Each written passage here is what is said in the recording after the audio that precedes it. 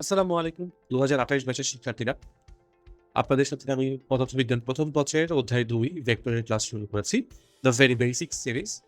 আমরা অলরেডি দেখেছি ভেক্টর রাশি কাকে বলে, বেসিক্যালি ভৌত রাশি কাকে বলে। সেখান থেকে আমরা দেখেছি ভৌত রাশি থেকে কি করে ভেক্টর রাশি আসে, সেই ভেক্টর রাশির সংজ্ঞা দেখেছি এবং আমরা দেখেছি সেই ভেক্টর রাশিকে আমরা কি করে প্রকাশ করব। আজকে আমরা শুরু করব আজকের ক্লাসে বিভিন্ন প্রকার ভেক্টর এই টপিকটা থেকে ইনশাআল্লাহ। তো অ্যাজ ইউজুয়াল ক্লাসটা রেকর্ড করবে, মানে ক্লাসটার সাথে সাথে আপনারা নোট করবেন এবং যে কোনো রকমের প্রশ্ন থাকলে আমাদেরকে অবশ্যই ইনবক্সে জানাবেন। তো চলো আমি শুরু করি। আমরা বিভিন্ন প্রকার ভেক্টর নিয়ে কথাবার্তা বলা শুরু করব। ক্লাস 1 থেকে আপনারা জানেন যে ক্লাস 1 থেকে বলতে ১ নাম্বার ক্লাস থেকে আপনাদের বাচ্চাকালের ক্লাস 1 থেকে ১ নাম্বার ক্লাস থেকে আপনারা জানেন যে ভেক্টর রাশিকে যদি প্রকাশ করতে হয় আমরা ধারক রেখা বলে একটা রেখার সাহায্য নিই।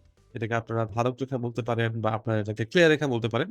এটার সাহায্য নেই এবং সেই ক্রিয়া রেখার সাহায্য যখন আমরা নিয়ে থাকি,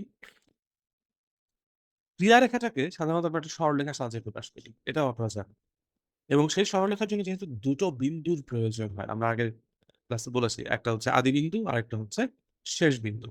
তো এই হচ্ছে আমার ধারক রেখার আদি বিন্দু আর এই হচ্ছে আমাদের ধারক রেখার শেষ বিন্দু।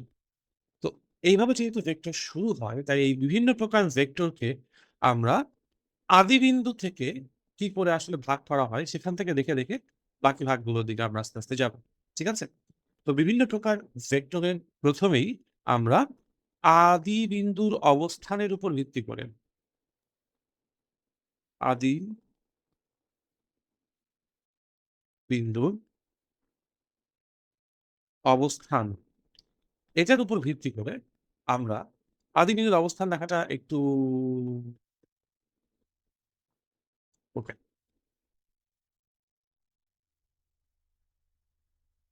আদি বিন্দু অবস্থান।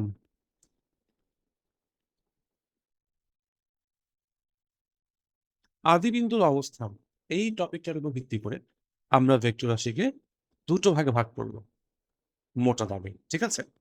একটা হচ্ছে আবদ্ধ ভেক্টর।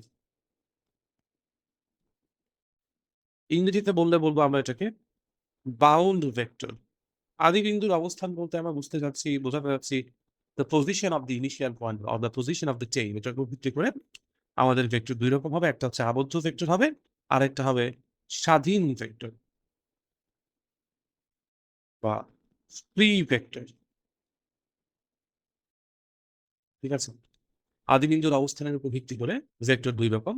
একটা হচ্ছে আবদ্ধ ভেক্টর, আরেকটা হচ্ছে স্বাধীন ভেক্টর বা ফ্রি ভেক্টর। এখন আমরা এই আবদ্ধ ভেক্টর আর স্বাধীন ভেক্টরের সংজ্ঞাগুলো নিয়ে কথা বলবো। কিন্তু আশা করি আপনারা আইডিয়া করতে পারছেন যে আদি বিন্দুর অবস্থানের উপর ভিত্তি করে যেহেতু আমরা আবদ্ধ ভেক্টর এবং স্বাধীন ভেক্টর বলছি, তার মানে যখন আমরা আবদ্ধ ভেক্টর বলবো, আমরা যখন আবদ্ধ ভেক্টর বা বাউন্ড ভেক্টরের কথা বলবো তখন তার আদি বিন্দুকে আমরা আবদ্ধ বা বাউন্ড করে দিব, তাই না? সো আবদ্ধ ভেক্টর বা বাউন্ড ভেক্টরের সংজ্ঞা হবে যেই ভেক্টরের আদি বিন্দু সুনির্দিষ্ট, যেই ভেক্টরের আদি বিন্দু সুনির্দিষ্ট, the initial point or the tail is very specific, we cannot choose it independently, আমরা স্বাধীনভাবে আবদ্ধ ভেক্টরের আদি বিন্দু পছন্দ করতে পারবো না। তাদেরকেই আমরা বলবো হচ্ছে আবদ্ধ ভেক্টর। তো এই আবদ্ধ ভেক্টর ব্যাপারটাকে যদি আপনি ইমাজিন করতে চান তাহলে এভাবে চিন্তা করেন, মনে করেন আপনার কাছে একটা তল আছে, সেই তলের উপর আপনি একটা বক্স রেখে দিয়েছেন। এই বক্সটাকে আমি নাহিয়ান চাই সামনের দিকে টেনে নিয়ে আসতে। তো আমি যখন সেটাকে সামনের দিকে টেনে নিয়ে আসবো, বল প্রয়োগ করব, আমার বস্তুর একটা নির্দিষ্ট বিন্দুতে আমি বল প্রয়োগ করছি, যে কোনো বিন্দুতে বল প্রয়োগ করি নাই, কিন্তু বস্তুর সব বিন্দুতেও বল প্রয়োগ করি নাই। আমি যখন টান দিচ্ছি শুধুমাত্র এই স্পেসিফিক বিন্দুতেই টান দিচ্ছি।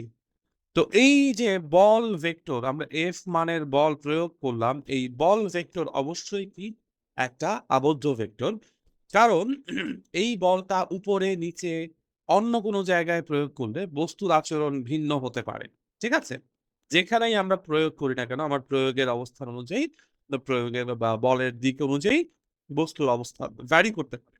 ইনফ্যাক্ট বলের মান অধিক সমান রাখলেও আমি যদি ভিন্ন ভিন্ন দিকে বল প্রয়োগ করি, এটা আপনারা ইমাজিন করে বুঝতেই পারছেন হয়তোবা যে এই বস্তুর আচরণ সবসময় একরকম হবে না। সো দিস ইজ ওয়াই অবশ্যই এই আবদ্ধ ভেক্টরের একটা উদাহরণ হিসেবে আমরা বলতে পারি বল ভেক্টর। ঠিক আছে?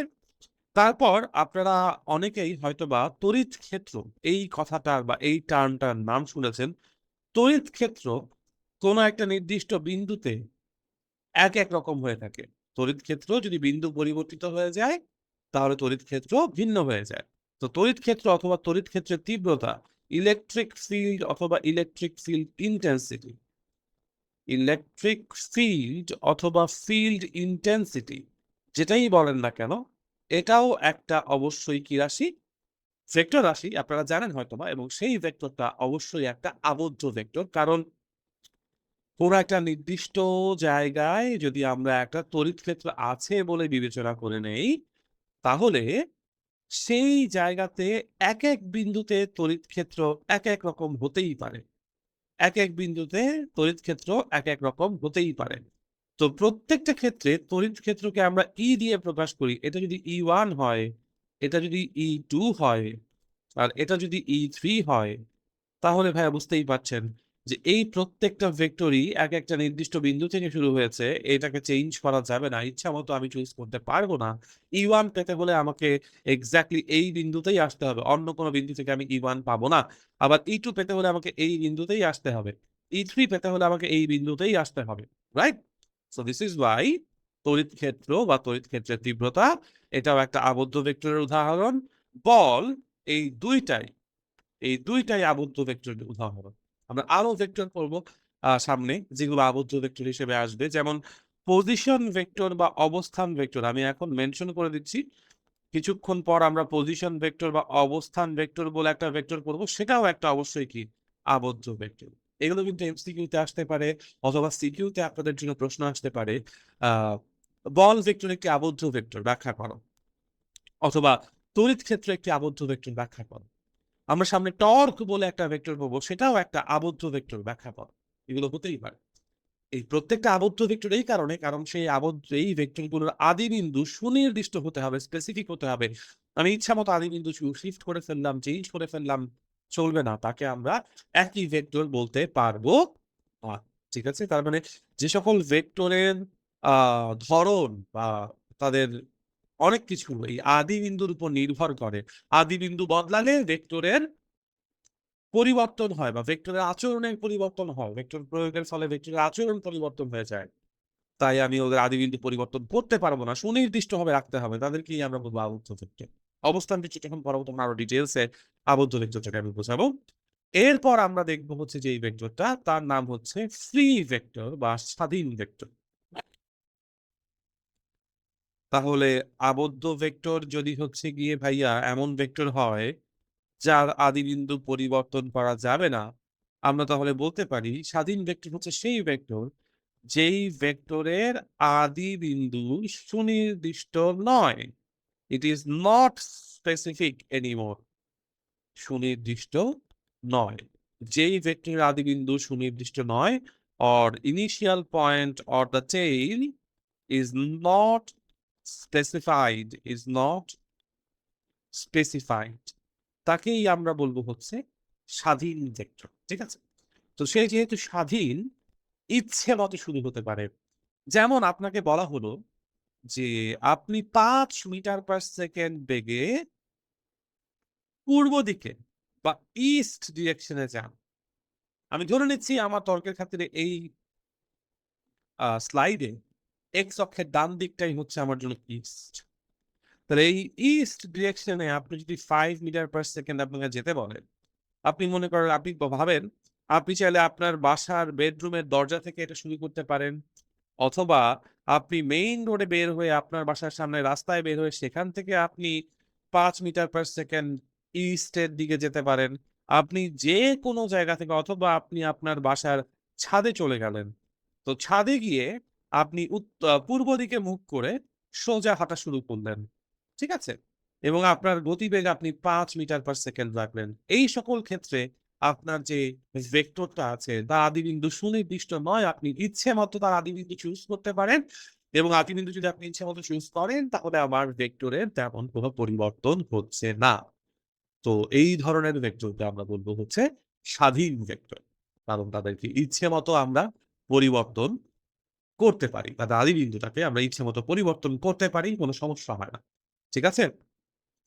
এই হচ্ছে আমার আবদ্ধ ভেক্টর এবং স্বাধীন ভেক্টরের সংজ্ঞা। তো আবদ্ধ ভেক্টর এবং স্বাধীন ভেক্টর এই দুটোই একটা স্পেসিফিক শ্রেণীবিভাগ থেকে এসেছে। আমার যে ভেক্টর গুলো আছে তাদের আদিবিন্দুর অবস্থান কি সুনির্দিষ্ট নাকি সুনির্দিষ্ট নয়, আদিবিন্দুর অবস্থানের সুনির্দিষ্টতা, specificity of the initial points of tails, এটার উপর ভিত্তি করে আমার ভেক্টর দুই প্রকার, আমার ভেক্টর বলতে ভেক্টর দুই প্রকার, আবদ্ধ ভেক্টর এবং স্বাধীন ভেক্টর। এরপর আমরা যেই ভেক্টরের টাইপগুলো নিয়ে কথা বলবো, এখানে আমরা আসলে তুলনামূলক আলোচনা করব। এখন আমরা ভেক্টরের টাইপগুলোকে ভাগ করব, বাট এগুলোকে আমরা তুলনামূলক আলোচনা বা কম্প্যারিজনের আন্ডারে ফেলবো। তো যখনই আমাদের তুলনামূলক আলোচনা বা কম্প্যারিজন ব্যাপারটা চলে আসবে, তার মানে আমাদের মিনিমাম অন্তত পক্ষে দুইটা ভেক্টর আলোচনায় আনতে হবে। মিনিমাম দুইটা ভেক্টর আলোচনায় আনা ছাড়া আপনারা তুলনা কখনোই করতে পারবেন না, এটা আপনারাও জানেন। তাই এই দুটো ভেক্টরকে, দুইয়ের অধিকও তুলনা হতে পারে, মিনিমাম দুটো বলেছি, ম্যাক্সিমাম কিন্তু আমি লিমিট দেই নেই। সো মিনিমাম দুইটা ভেক্টর লাগবে এবং সেই মিনিমাম দুইটা ভেক্টরদেরকে অবশ্যই একই জাতীয় ভেক্টর হইতে হবে। একই জাতীয়কে আমরা ইংরেজিতে বলতে পারি same of a kind vector. Same of a kind vector মানে হচ্ছে আপনি যাদেরকে তুলনা করবেন, যদি একজন বেগ হয়, একটা বেগ ভেক্টরকে বা ভেলোসিটি ভেক্টরকে আপনি অন্য আরেকটা বেগ বা ভেলোসিটি ভেক্টরের সাথে তুলনা করতে পারবেন। আপনারা বেগ ভেক্টরকে বলের সাথে বা ফোর্সের সাথে তুলনা করতে পারবেন না, মিলাভাট করা যাবে না। ঠিক আছে, মিলিয়ে ফেলা যাবে না, একই জাতীয় ভেক্টরের মধ্যে তুলনা করতে হবে। ঠিক আছে? তো তুলনামূলক আলোচনার খাতিরে ভেক্টরকে আমরা বেশ কয়েকটা ভাগে ভাগ করব।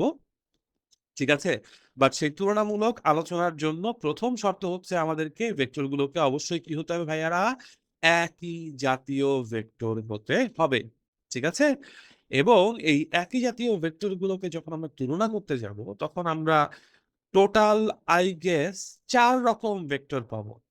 ঠিক আছে, আমরা পাবো সদৃশ ভেক্টর, আমরা পাবো বিসদৃশ ভেক্টর, আমরা পাবো সমান ভেক্টর এবং আমরা পাবো বিপরীত ভেক্টর। তো অন্তত পক্ষে আমরা তুলনা করতে গিয়ে এরকম 4 রকম ভিন্ন ভিন্ন ভেক্টর পাবো। সদৃশ ভেক্টর বলতে আমরা বুঝবো লাইক অথবা লাইক ভেক্টর অথবা ইকুইভ্যালেন্ট ভেক্টর। ঠিক আছে, এই প্রত্যেকটা ইংরেজি টার্ম আমি একটা একটা করে সামনে ব্যাখ্যা করছি। ওকে, আচ্ছা। তো প্রথমে তাহলে আমরা এই তুলনামূলক আলোচনার মধ্যে চলে যাই সদৃশ ভেক্টরকে ব্যাখ্যা করতে। ও বাই দ্য ওয়ে, আমরা এই তুলনামূলক আলোচনার ক্ষেত্রে শর্ত আরোপ করব হচ্ছে ধারক রেখার উপর। ভেক্টর রাশিগুলোর যে ধারক রেখা আছে, সেই ধারক রেখার উপর আমরা শর্ত আরোপ করে এই তুলনাগুলো করব। যেমন একটু আগে আমরা যখন শর্ত আরোপ করেছি, সেটা আমরা আদি বিন্দুর উপর শর্ত আরোপ করেছি, সম্পূর্ণ ধারক রেখার উপর শর্ত আরোপ করিনি আবদ্ধ এবং স্বাধীন ভেক্টরের ক্ষেত্রে। কিন্তু সদৃশ, বিসদৃশ, সমান এবং বিপরীত, এখানে আমরা ধারক রেখার উপর শর্ত বা the conditions will be applied on the line of action or line of support। ঠিক আছে, তো চলেন তাহলে আমরা লাইন অফ সাপোর্ট এর উপর শর্ত আরোপ করে প্রথম যেই ভেক্টরটা সদৃশ ভেক্টর, যেটাকে আপনারা চাইলে ইংরেজিতে লাইক ভেক্টর অথবা ইকুইভ্যালেন্ট ভেক্টরও বলতে পারেন। ঠিক আছে, ভ্যালোরেন্ট বললেন না, আবার ইকুইভ্যালেন্ট ভেক্টর বলতে পারেন। আচ্ছা, তো অ্যাজ উই সেইড যে আমরা শর্তটা কার উপর দিব ভাইয়ারা, শর্তটা দিব আমরা হচ্ছে ভেক্টরের ধারক রেখার উপর। যেই ভেক্টর রাশিগুলোকে নিয়ে আমরা কথা বলবো, সেই ভেক্টরগুলোর ধারক রেখার উপর আমরা হচ্ছে গিয়ে এই শর্তগুলোকে আরোপ করছি।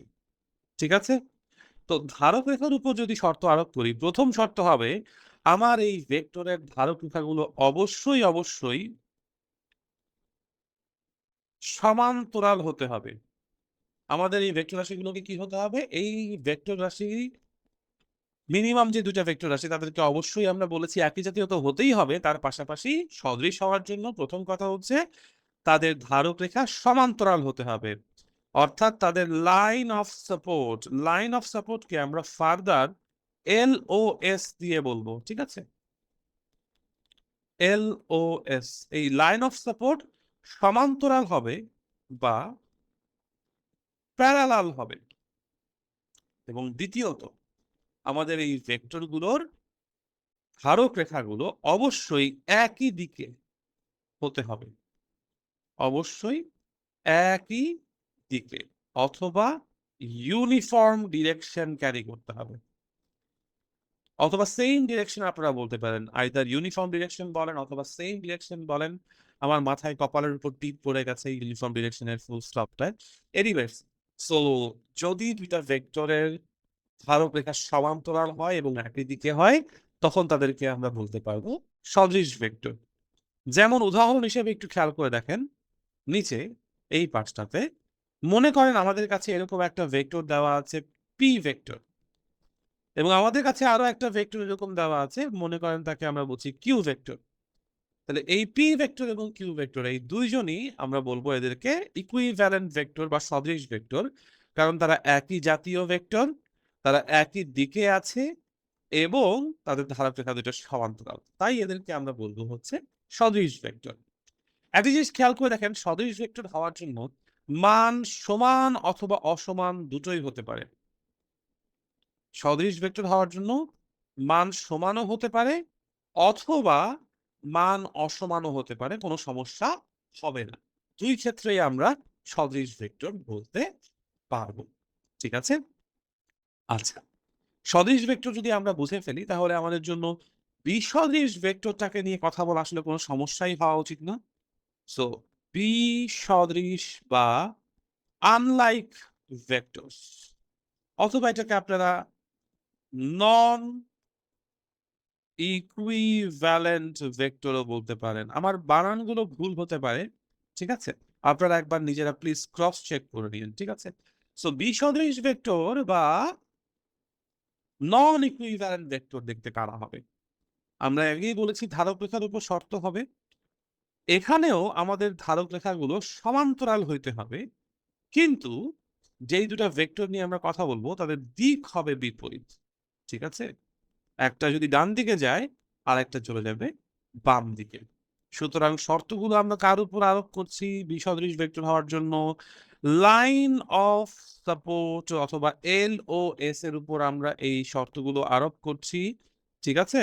এবং প্রথম শর্ত কি?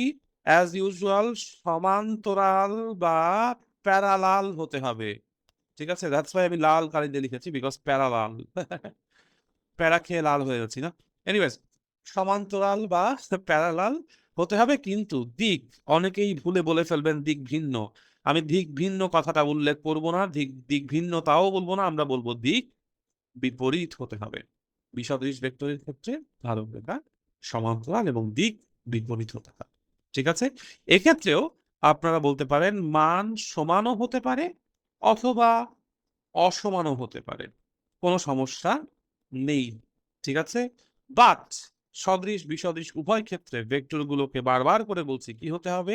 একই জাতীয় হতে হবে। বল হলে বল, বেগ হলে বেগ, ত্বরণ হলে ত্বরণ, এবং সো অন, এগুলো ভুল করলে চলবে না। আচ্ছা, সদৃশ ভেক্টর বিসদৃশ ভেক্টরের পর আমরা তাহলে কথা বলতে পারবো সমান ভেক্টর বা ইকুয়াল ভেক্টর নিয়ে। একটু আগে আমরা ইকুইভ্যালেন্ট বলেছি, এবার সরাসরি বলতে চাই ইকুয়াল ভেক্টর। তো ইকুয়াল ভেক্টর বা সমান ভেক্টরের কথা আপনারা ক্লাস 9-10-এ হায়ার ম্যাথ চ্যাপ্টার 12 ভেক্টর চ্যাপ্টারে হয়তো দেখে এসেছেন। আমরা যদি বলি সমান ভেক্টরের জন্য, এই হচ্ছে একটা ভেক্টর আমার কাছে পি দেওয়া আছে, আরেকটা ভেক্টর আমাদের কাছে ধরেন কিউ দেওয়া আছে। পি এবং কিউ এই দুইটা ভেক্টর তখনই সমান হবে যখন এই দুইটা ভেক্টরের ধারক রেখা সমান্তরাল হবে, ধারক রেখাগুলোর দৈর্ঘ্য বা মান বা এগুলো একই হবে। ধারক রেখা প্রথমে অবশ্যই কি হতে হবে? সমান্তরাল হতে হবে। ধারক রেখা সমান্তরাল হওয়ার শর্তে সদৃশ, বিসদৃশ এবং সমান ভেক্টরে কোনো ছাড় নেই। দিক একই হতে হবে। সদৃশ এবং সমান ভেক্টরের ক্ষেত্রে দিক একই বা ইউনিফর্ম ডিরেকশন হতে হবে। কিন্তু নতুন করে শর্ত জুড়ে দিব যে ধারক রেখার দৈর্ঘ্য বা মান সমান হতে হবে। ধারক রেখার দৈর্ঘ্য মান সমান হতে হবে, তখনই কেবলমাত্র আমি তাদেরকে সমান ভেক্টর বলবো। ঠিক আছে? Magnitudes or the length will be equal, দৈর্ঘ্য সমান, their direction will be uniform or same direction, and they will be parallel lines of supports. তাহলেই আমরা তাদেরকে ইকুয়াল ভেক্টরস বা সমান ভেক্টরস বলে থাকবো। ঠিক আছে? এবং যেহেতু সমান ভেক্টর, তাই আমি এখানে ভেক্টর অ্যালজেব্রা বা ভেক্টর বীজগণিতের শুরু হিসেবে বলতে পারি exactly vector P is equals to vector Q. এই হচ্ছে প্রথম সমীকরণ আমরা কিন্তু ভেক্টরের টাইপগুলোর মধ্যে পেলাম। সদৃশ এবং বিসদৃশ ভেক্টরের ক্ষেত্রে আমরা এরকম কোনো কিছু বলিনি, কিন্তু সমান ভেক্টরের ক্ষেত্রে আমরা এই কথাটা অবশ্যই বলতে পারি। ঠিক আছে? ওকে, আচ্ছা, এখন আমরা এর পরে যে টপিকটা নিয়ে কথা বলবো, একটাই বাকি থাকে এখন, বিপরীত ভেক্টর। বিপরীত অথবা অপোজিট ভেক্টর। বিপরীত অথবা অপোজিট ভেক্টর। তো বিপরীত ভেক্টরের সংজ্ঞা ভাই খুবই সিম্পল। এখানে আমরা ওই যে আবারও ধারক রেখার উপরই শর্ত আরোপ করছি, ভেক্টর গুলোকে একই জাতীয় হতে হবে, ভেক্টর গুলো ধারক রেখা পরস্পর সমান্তরাল হবে, এটাতে কোনো ছাড় নাই, আমরা আগেও বলেছি। সমান, বিপরীত, তারপর হচ্ছে গিয়ে সদৃশ, বিসদৃশ সবগুলো ক্ষেত্রে আমার ধারক রেখার প্রথম শর্ত সমান্তরাল, ভেক্টর গুলো সবসময় কি হবে, একই জাতীয় হবে। বিসদৃশ এবং বিপরীতের ক্ষেত্রে দিক বিপরীত হতে পারে, বা দিক হতে পারে না, হতে হবে। আর সমান এবং সদৃশের ক্ষেত্রে দিক একই হতে হবে। পাশাপাশি আমরা নতুন করে ওই যে মান বা দৈর্ঘ্য সমান, বিপরীত ভেক্টর হলেও মান বা দৈর্ঘ্য স্টিল সমান হতে হবে, তাছাড়া আমরা বিপরীত ভেক্টর বলতে পারবো না। যদি উপরের ভেক্টরটা পি হয়, নিচের ভেক্টরটা কিউ হয়, বিপরীত ভেক্টরের ক্ষেত্রে আমরা সম্পর্ক বলবো vector P is equals two minus. ঠিক আছে? এই হচ্ছে আমার সমান ভেক্টর এবং বিপরীত ভেক্টর, এই দুইটা টপিকের মধ্যে আলোচনা। ওকে, আচ্ছা, তাহলে আমরা টোটাল কয়টা টাইপের ভেক্টর দেখে ফেললাম সো ফার? আমরা দেখে ফেললাম আবদ্ধ ভেক্টর কাকে বলছি, আমরা দেখে ফেললাম স্বাধীন ভেক্টর কাকে বলছে। আবদ্ধ ভেক্টর এবং স্বাধীন ভেক্টর এই দুটোকে আমরা ভাগ করেছি হচ্ছে আদি বিন্দুর অবস্থানের নির্ধারণের স্বাধীনতার উপর ভিত্তি করে। যদি স্বাধীনভাবে নির্বাচন করা যায় স্বাধীন ভেক্টর, যদি আমার নির্দিষ্ট করে দেওয়া থাকে তাহলে আবদ্ধ বা বাউন্ড ভেক্টর। এরপর আমরা দুইটা ভেক্টর বা তার বেশি ভেক্টরের মধ্যে তুলনা করতে গিয়ে একই জাতীয় কিছু ভেক্টর নিয়েছি, এবং তারপর তাদের ধারক রেখার উপর শর্ত আরোপ করে তুলনা করার জন্য আমরা চার রকমের ভেক্টর পেয়েছি: সদৃশ, বিসদৃশ, সমান, বিপরীত, equivalent, non equivalent, equal and opposite vector. এরপর সদৃশ এবং বাকি ভেক্টর গুলো দেখলাম, আপনারা চাইলে একবার রিওয়াইন্ড করতে পারেন, হ্যাঁ, রিওয়াইন্ড করে দেখতে পারেন। এরপর তুলনামূলক আলোচনা আপাতত এই পর্যন্তই। তুলনামূলক আর কোনো তেমন কিছু আপাতত মাথায় আসছে না, যদি কখনো আসে সামনে আমরা অ্যাড করে দিব। এরপর আমরা গাণিতিক প্রয়োজনীয়তা থেকে,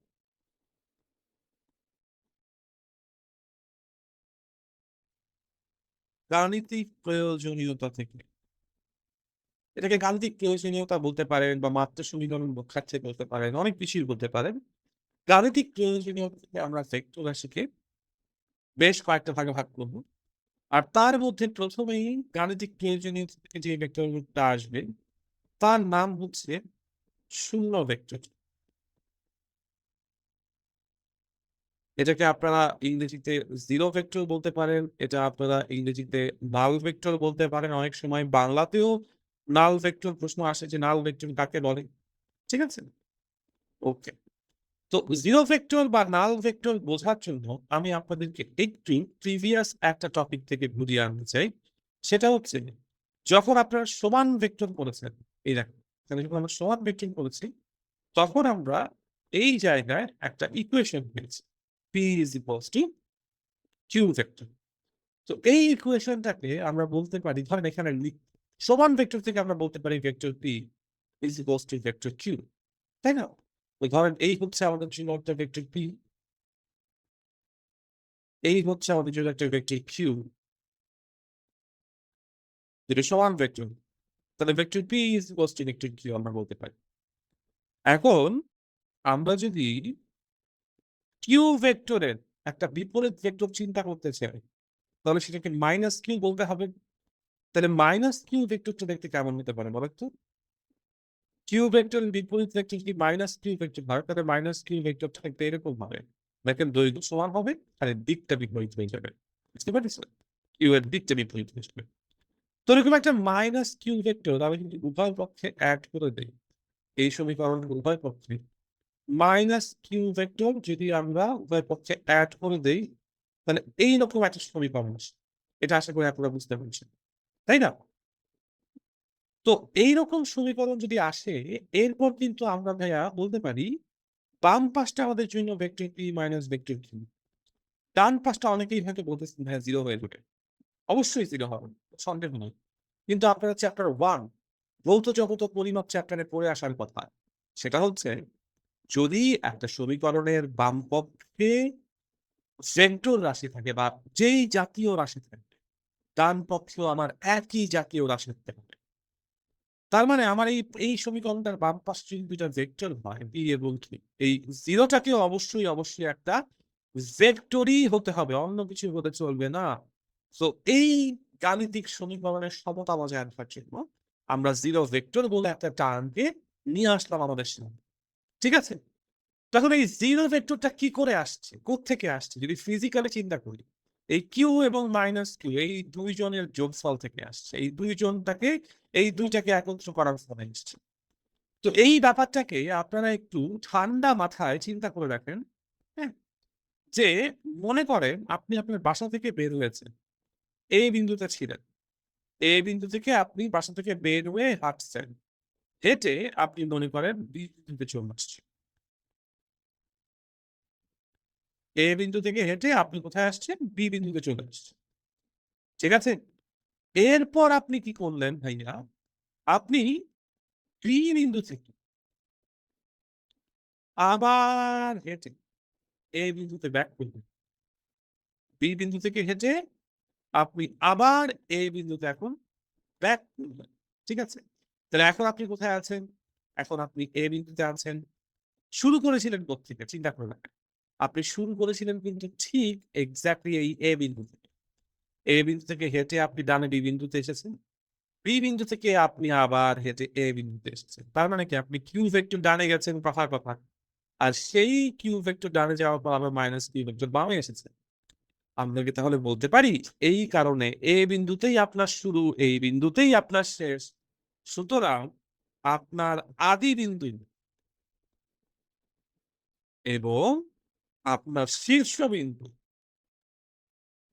এই যে এ ভেক্টর এবং বি ভেক্টর, এ থেকে বি থেকে আবার এতে আসার জন্য আপনার ভেক্টরের আদি বিন্দু এবং শীর্ষবিন্দু দুইটাই একই বিন্দুতে অবস্থিত, ইন দ্য সেম পজিশন। ঠিক আছে? তো যেই ভেক্টরের আদি বিন্দু এবং শীর্ষবিন্দু একই বিন্দুতে আছে, তার শুধুমাত্র বিন্দু একটা অবস্থান আছে, তার কোনো দৈর্ঘ্য নাই। দৈর্ঘ্য না থাকলে তার মানকে আমরা শূন্য বলবো। ঠিক আছে? দিস ইজ ওয়াই আমরা এই ধরনের ভেক্টরকে বলি শূন্য ভেক্টর বা নাল ভেক্টর। তাহলে শূন্য ভেক্টরের সংজ্ঞা কি? যেই ভেক্টরের আদি বিন্দু এবং শীর্ষবিন্দু একই বিন্দু, তাদেরকেই আমরা শূন্য ভেক্টর বলি। অর্থাৎ যেই ভেক্টরের মান শূন্য। ঠিক আছে? আচ্ছা। এখন একটা জিনিস আমি বলে দিতে চাই। শূন্য ভেক্টরের কি আছে আর কি নাই? এটা নিয়ে অনেক রকম প্রশ্ন আসে। সিকিউতে অনুধাবনমূলক প্রশ্ন আসে, এমসিকিউতে প্রশ্ন আসে যে এই যে 0 ভেক্টর বলছি একই বিন্দুতে আছে তার মানে তো তার মান নাই। মান 0 মানে মান নাই। কথাটা ভুল। মনে রাখবেন, শূন্য ভেক্টরের মান আছে। অবশ্যই মান আছে। সেই মানটাই হচ্ছে 0। কিন্তু শূন্য ভেক্টরের যেটা নাই সেটা হচ্ছে শূন্য ভেক্টরের কোনো সুনির্দিষ্ট দিক নাই। শূন্য ভেক্টরের কি নাই? কোনো সুনির্দিষ্ট দিক নাই। তার কারণ কি? কারণ আপনি A থেকে হেঁটে B পর্যন্ত গেছেন। B থেকে হেঁটে আবার আপনি A বিন্দুতে আসবেন, এসে দাঁড়াইছেন। তাহলে এই মুহূর্তে আপনার কাছে অপশন আছে ডানেও যাওয়ার, বামেও যাওয়ার। আপনি যখন 0 তে আছেন। ঠিক আছে? আপনার এখানে শুরু আর শেষ একই জায়গায়, একই বিন্দুতে। সো আমি এক্সপ্লিসিটলি বলতে পারব না ভাইয়া যে আপনি কি ডান দিকে মুভ করবেন না বাম দিকে মুভ করবেন নাকি উপরে যাবেন নাকি নিচে নামবেন। তো দিস ইজ ওয়াই শূন্য ভেক্টরের সুনির্দিষ্ট দিক নাই। অনেকে বলে ফেলে শূন্য ভেক্টরের দিক নাই। কথাটা ভুল, এটা বলা যাবে না। শূন্য ভেক্টরের দিক অবশ্যই আছে, কিন্তু সেই শূন্য ভেক্টরের দিকটা হচ্ছে কি সুনির্দিষ্ট না, সুনির্দিষ্ট না। কারণ তারা একই বিন্দুতে আদি বিন্দু আর শেষ বিন্দু চলে আসে। ঠিক আছে? So that is it. আমরা আজকে ভেক্টরের টাইপের টোটাল ৭টা টাইপ করেছি। আবদ্ধ ভেক্টর, স্বাধীন ভেক্টর, তুলনামূলক কম্পারিজন করতে গিয়ে সদৃশ, বিসদৃশ, সমান এবং বিপরীত ইংরেজি টার্মগুলো বলা আছে। আর তারপর গাণিতিক প্রয়োজনীয়তা বা ম্যাথমেটিক্যাল নেসেসিটি থেকে আমরা নাল ভেক্টর মাত্র করলাম, যেখানে আমরা বলছি তাদের ইনিশিয়াল এবং final point head and tail lies on the same point. ঠিক আছে? সো তাদের কোনো স্পেসিফিক ডিরেকশন নাই শূন্য ভেক্টরে, but they have a magnitude, value আছে, তাদের ম্যাগনিটিউড আছে। সো আজকের ক্লাসটা এই পর্যন্তই থাকবে ইনশাআল্লাহ। আগামী দিন আমরা শুরু করব একক ভেক্টর থেকে। ঠিক আছে? সো আগামী ক্লাস করার আমন্ত্রণ জানিয়ে আজকে এই পর্যন্তই।